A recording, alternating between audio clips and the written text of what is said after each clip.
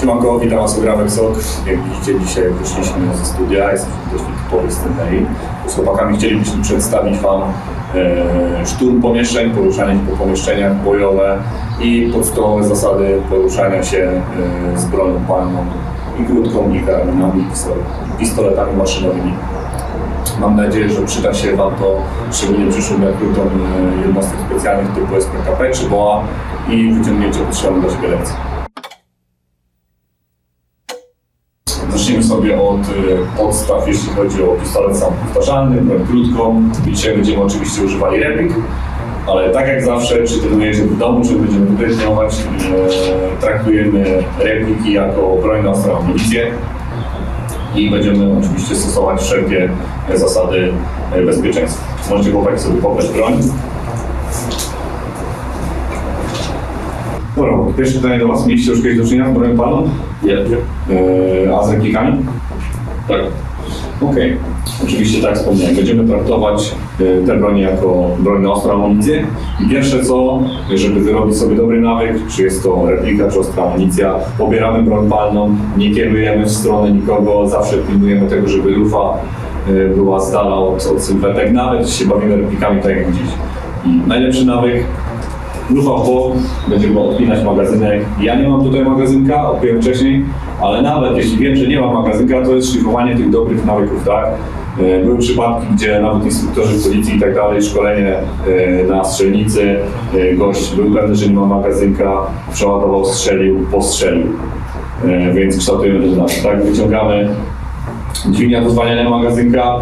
Ja mam akurat replikę Glocka 17 bodajże na szkielecie broni, czyli w tej części zadanie swoją broń. Druga opcja, tak jak mamy tutaj w walterze, dźwignia od zwalniania magazynka jest na kabłonku. Ok, chłopaki, to zrobimy sobie teraz podstawowe elementy pistoletu samopowtarzalnego. Więc tak, mamy jednostkę i tak, magazynek, który jest już wypięty, działamy na broni, więc dobry nawyk. Szkielet, kabłąk, mechanizm spustowy, zamek, który oczywiście będzie się poruszał podczas strzelania, okienko wyrzutu łuski, to przez to miejsce będą wypadać kolejne łuski przy strzelaniu, przyrządy celownicze, szczerbinka i muszka, ewentualnie szyny do montażu, czy kolimatora, czy latarki. I co? Myślę, że to by było na tyle, jeśli chodzi o budowę. To teraz tak, podstawa podstawy, coś co możecie trenować w domu, nie musicie mieć przygotowanej żadnej repliki, to można tak naprawdę trenować nawet na pilocie od telewizora czy w pistolecie na wodę, nie ma to znaczenia. To jest tak naprawdę bardzo ważne, podstawowe, elementarne, coś co pozwoli Wam w przyszłości zacząć od dobrych podstaw, jeśli chcecie być dobrymi strzelcami i dobrymi instruktorami. Więc tak, mając broń w kaburze, na pewno trzeba zadbać o dobry i pewny chwyt, tak? Czyli chwytamy broń, uważam, żeby to pokazać, to tak, żeby centralna część między palcem wskazującym a kciukiem weszła do końca w broń, tak? Ten chwyt nie może być gdzieś taki niepewny. Oczywiście tutaj te elementy można sobie nawet dostosować pod siebie, ale zawsze broń chwytamy tak, żeby podciągnąć dłoń do samej góry, tak, żeby palce pewnie leżały zarówno jak i wskazujący, tak, z drugiej strony kciuk. Więc mają broń w kaburze. Ja mam akurat tutaj kaburę Black Hawk Serpa, myślę, że dość często używana, z mechanizmem zabezpieczającym przed tym, by nikt tej broni nie wyciągnął. Tutaj mamy broń odkrytą, mogłoby się wydawać, że ktoś pociągnie ją i będzie mógł użyć tej broni palnej. Tutaj ten mechanizm na to nie pozwala. Chwyt, wciskam i wyciągam, tak? Zawsze palec wskazujący na szkielecie broni, nigdy nie na zamku, który jest ruchomy, ewentualnie może być troszkę poniżej, tak? Pewny chwyt, palce, zarówno jak wskazujące, jak i kciuk, wskazują kierunek strzelania, tak? Strzelam i w tym kierunku wskazują palce. Dobywam broń, najlepiej by było, żeby od samego momentu wyciągnięcia kierować już ją w stronę celu. Najlepiej przed klatkę piersiową dokładać drugą rękę i teraz będzie to bardzo ważne. 3 palce luźno na szkielecie, dokładam drugą rękę. Kciuk drugiej ręki również będzie wskazywał kierunek strzelania. Dokładam go i również on na szkielecie, nie na zamku, tak? Dokładam, te palce luźno zamykają dłoń i tak. Dzięki takiemu trzymaniu mamy pewną kontrolę nad bronią i podczas strzelania możemy sobie luźno korygować, gdy nasz cel troszeczkę odbiega w lewą czy w prawą stronę, tak? Tak jak powiedziałem, palce wskazują kierunek, tu mocno zamykamy i cała procedura dobycia broni. A więc teraz cała procedura dobycia broni. Luźno ręce, wstajemy, pewny chwyt, zwolnienie zabezpieczenia, wyciągamy broń i broń już tutaj do celu, przed klatkę, zamykam ręce, pach. I tutaj barki luźno, nie możemy się tutaj napinać, składać. Fajnie, żeby ta sylwetka była troszeczkę zamknięta i pochylona w przód, z tego względu, że podczas strzelania odrzut broni palnej będzie nas odwodził delikatnie do tyłu, więc zawsze w przód. Nasza sylwetka. Nogi mogą być równolegle, możemy sobie także bez problemu wrzucić lewą nogę do przodu, prawą troszeczkę cofnąć, aby być bardziej stabilnym, szczególnie przy pistoletach maszynowych, ewentualnie karabinach.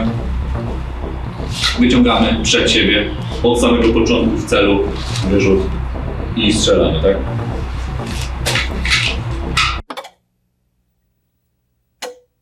Przetrenujmy sobie mniej więcej postawę, a powiem mam cel, zużycie się i po 2 strzały każdy, tak? Swobodna postawa, palce na szkielecie. Od tej pory za palec na spuście dyszkową. Jasne, nie? Dobra. Cel. Dobra, zatrzymajmy się w tym miejscu. Tutaj zawsze jeśli masz cel, nie możesz zostać na zgiętych rękach. To musi być pewny, nie? Tutaj jesteś zgięty, zaparty, bo odrzut będzie pracował na twoich barkach, to będziesz delikatnie pochylony do przodu, będziesz to kontrolował. Na zgiętych rękach jest lipa, nie? Dużo gorzej będziesz miał później wbić się w cel kolejny raz. Jeśli strzelanie jest dobre, nawet jeśli jesteście początkujący, skupienie dziurek w tarczy jest małe, nie? Wszystkie dziurki są blisko siebie. Jeśli ktoś ma jakiś problem, jeśli chodzi o te podstawy, czyli chwyt, ułożenie pozycji, zawsze te wszystkie, powiedzmy 15 strzał, które oddacie, będą bardzo rozstrzelone. Dawajcie jeszcze raz. Chwyt i cel. Proste ręce, wszystko jest mniej więcej z dalszych rzeczy, które sobie omówimy. Jest postawa, 2 strzały, strzał, cel. Cel jest wyeliminowany i jedziemy dalej. Co należy dalej zrobić? Po każdym strzelaniu, nieważne czy strzelanie treningowe i tak dalej, chodzi o dobre nawyki. Jest tak, broń delikatnie w dół, powiedzmy 15 stopni, po to, żeby sobie wyskanować pomieszczenie, czy cel jest zlikwidowany, czy nie ma dalszych celów.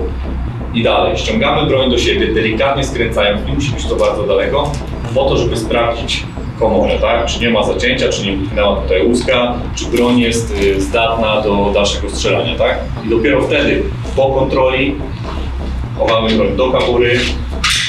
Jeśli będziemy mieli kontynuować strzelanie, wyciągamy strzał, tak?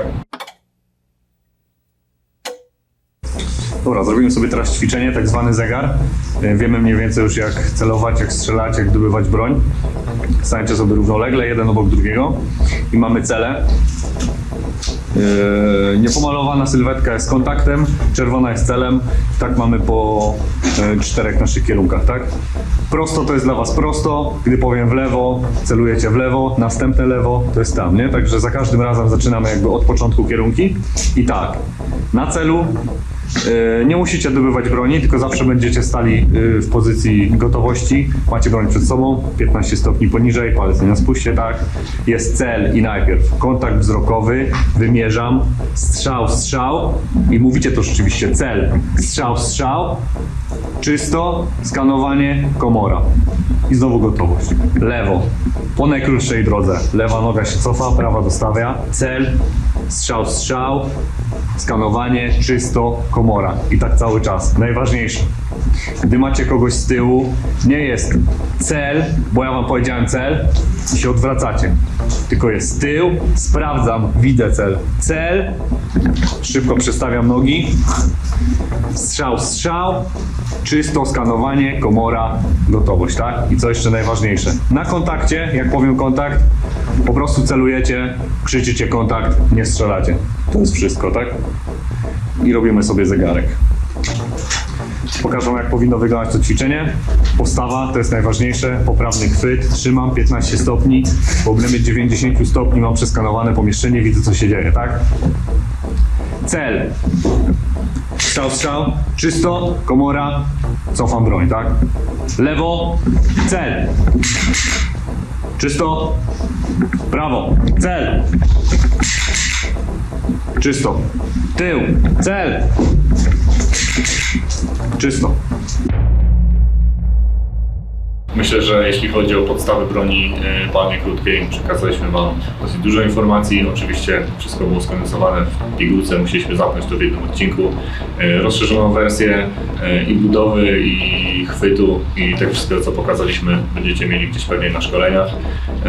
A to, co było tutaj przedstawione, możecie spokojnie trenować w domu, czy z pilotem, czy z czymkolwiek innym. Pewnie rodzina będzie patrzała się na to dziwnie, ale myślę, że w przyszłości na pewno to zaprocentuje i da jakieś podwaliny, jakąś bazę tego, żebyście mogli w bardzo dobry sposób w przyszłych jednostkach policyjnych czy innych służbach działać na najwyższym poziomie. Jak widzicie, zmieniliśmy też miejscówkę. Wrzućcie jakieś łapki w górę pod filmem, komentarze. Jak widzicie, zagrzewa nas do coraz nowszych pomysłów i wyjścia z 4 ścian studia. Wbijajcie też na nasze socjale, Facebooka, Instagrama. Linki macie podane poniżej. Dzięki. Millworld. Dla ludzi z pasją.